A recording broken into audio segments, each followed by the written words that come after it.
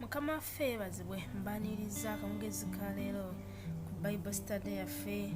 Era tugenda mu ssuula ey'okuna eya Zabuli.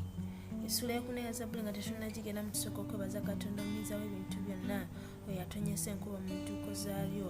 Mukama azzaza ensolo z'oku ttale, Katonda ow'amaanyi, Katonda ow'entiisa, Katonda ow'obuyinza.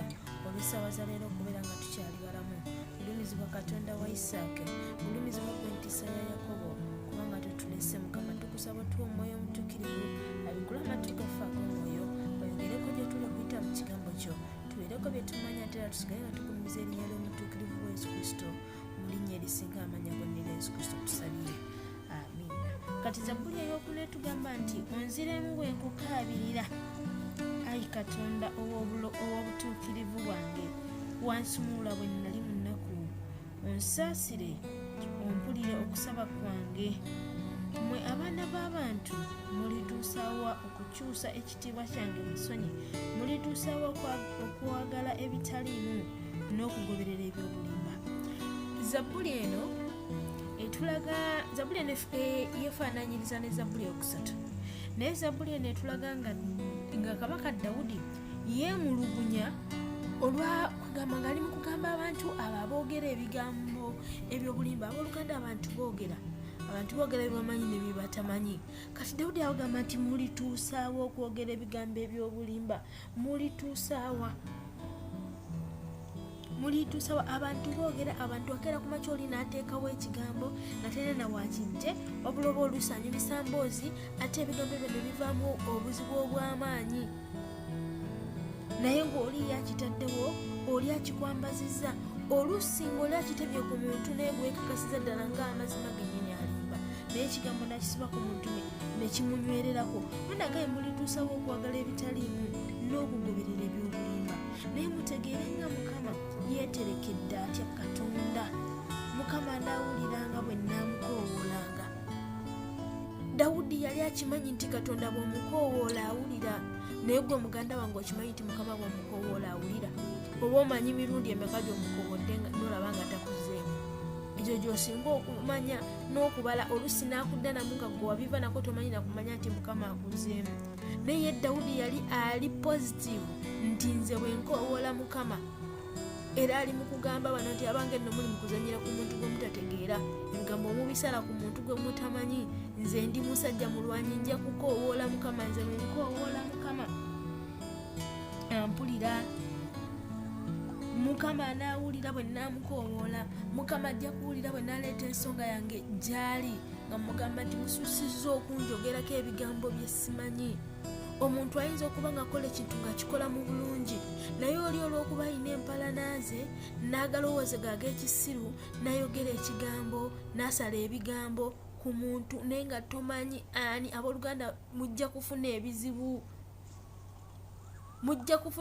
okwomala gwogera nga bigambo nga tomanyi. Omuntu gw'oyogedde n'ajja kukoowoola Katonda ate ng'ali positive nti Mukama awulira, Mukama ajja kumuddamu. Olunyira okuba tugambye nti muyimirirenga mutya, muleme okwonoona, mulowooze mu mutima gwammwe, ku kitanda kyammwe musiriikirire. Abooluganda, sometimes omuntu bw'onyiiga obulwa obudde obulowooza, obulwa obudde obwebaka ku kitanda kyo okufumiitiriza, kubanga obulira obusungu n'omala gwogera by'osanze, n'omala gafubutuka bigambo. Naye nga mujjukira nti bwe tugenda mu kitabo kya Yakobo oba Jemusi 1:2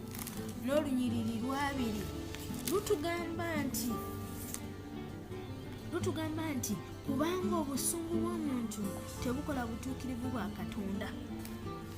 Bw'onyiiga gw'ovaako, era manyize bwe nnyiiga kinzijira mu bwongo kye njogera, sirika ddako ku kitanda fumiitirize olunaku gye batandikidde ne gye lutuuse.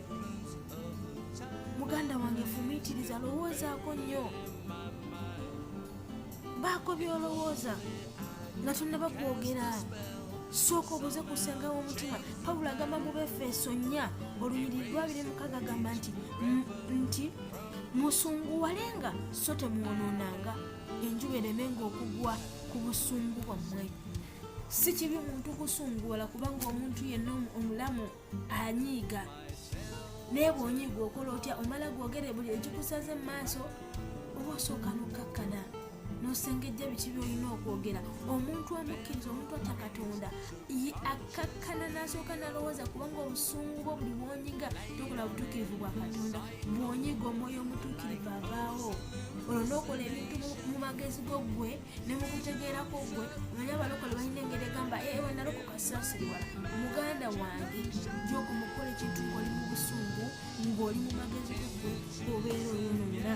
Naye Dawudi atugambye nti mulowooze mu mitima gyammwe ku kitanda kyammwe musirikire. Fumiitirizaamu, kituufu olina obusungu naye bw'okkakkanako essaawa ne ziyita nonanga obusungu buno nga be yandyogedde kino gavamune nawonya osanga nandyogedde ebitandibadde birungi. N'atwongera mu luyo lwokutaano n'agamba nti mweyo ssaddaaka ez'obutuukirivu era mwesige Mukama. Okwesiga Mukama mu mbeera newankubadde obusungu bungi, bw'ogenda ku Nnamulondo ya Katonda mugambe nti wabula gundinyanyizza naye Mukama gwomanyi. Ensonga yange ngireese gy'oli, weesige Mukama ajja kulwana, ajja kuwangula. Obuzibu bwe tulina tetwesiga Mukama, tetumanyi ndowooza Katonda gwe tusinza tetumanyi si w'amaanyi. Kubanga bw'oba omanyi nti omanyi Katonda gw'osinza w'amaanyi, omanyi buli nsonga yonna asobola ogikolako era buli nsonga yonna ogimwanjulira. Yiye nyini n'agirwanyisa, n'alwana n'abo ffe tutasobola kulwana nabo. Olunyiriro lw'omukaga lutugambye nti waliwo bangi aboogera nti ani alitulaga ekintu ekirungi. Mukama gwe oyimuse omusana ogw'amaaso go guffe. Abooluganda, abantu saawa zino balokoka byamagero, abalala buli muntu anoonya wa bwafunira. Olw'okuba nti nno abakkiriza batunuulira ebyamagero na buli kimu kwegamba tufunye tutya kino tukifunye tutya. Abooluganda mugenda kumaliriza nga muvunnamidde Antichrist olw'ebyamagero ebingi bye mwagala, kubanga ye agenda kujja ne ku nsi kuno ayite n'omuliro guve mu ggulu gugwe. Bw'onoobirabako n'amaaso go nga obwongo bwo bwonna butunuulidde ebyo ebyamagero bye weetaaga, muganda wange ogenda kugwa, ogenda kuzikirira. Kubanga gwe obwongo bwo buli kimu, waliwo bangi aboogera nti ani alitulaga ekintu ekirungi. Gwe kyo kyolowooza ebya Katonda olaba nga aluddewo. Mukama akolera mu kiseera ekituufu.